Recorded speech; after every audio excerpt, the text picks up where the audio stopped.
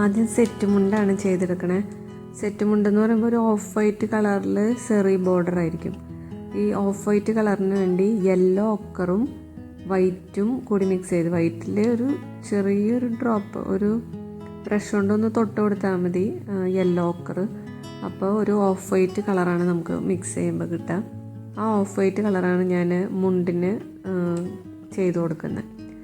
പിന്നെ അതിൻ്റെ സെറി ബോർഡർ ചെയ്യാൻ വേണ്ടിയിട്ട് കാംബോജ് ഹ്യൂവിൻ്റെ കൂടെ പേൾ പെയിൻറ്റ്, അതായത് ഗോൾഡൻ പേൾ പെയിൻറ്റും കാംബേജ് ഹ്യൂവും മിക്സ് ചെയ്തിട്ട് ആണ് ആ ഒരു സെറി ബോർഡർ അല്ലെങ്കിൽ കസവ് എന്ന് പറയുന്ന ആ ഒരു കര ചെയ്തെടുക്കുന്നത്.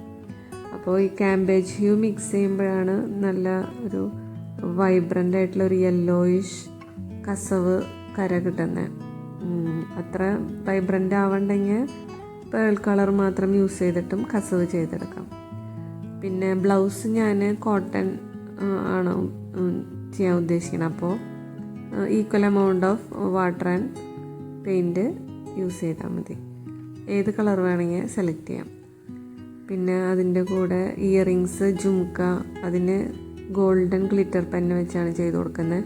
അതുപോലെ കാശിമാലയോ മാങ്ങാമാലയോ അങ്ങനെ ഏത് മാല വേണമെങ്കിലും സെലക്ട് ചെയ്യാം. ഞാനിവിടെ കാശിമാലയാണ് വരച്ചു കൊടുക്കുന്നത്. അതും ഗോൾഡൻ ഗ്ലിറ്റർ പെന്ന് വെച്ചാണ് ചെയ്തെടുക്കുന്നത്.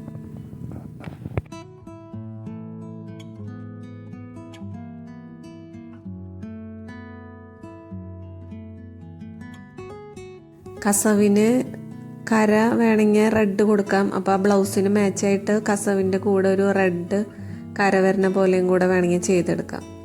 പിന്നെ ടോട്ടലി ബാഗിനും ഞാൻ ബ്ലൗസിന് മാച്ചായിട്ട് റെഡ് കളറാണ് കൊടുത്തിരിക്കുന്നത്.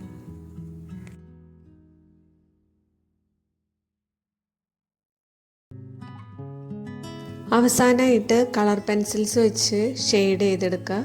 പിന്നെ ഡൂഡിൽ പെൻ വെച്ച് ഔട്ട്ലൈൻ ചെയ്തെടുക്കുക.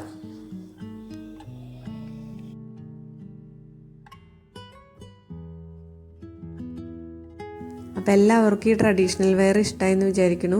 ഇഷ്ടപ്പെടുകയാണെങ്കിൽ ഷെയർ ചെയ്യാനും സബ്സ്ക്രൈബ് ചെയ്യാനും മറക്കല്ലേ. ബായ്.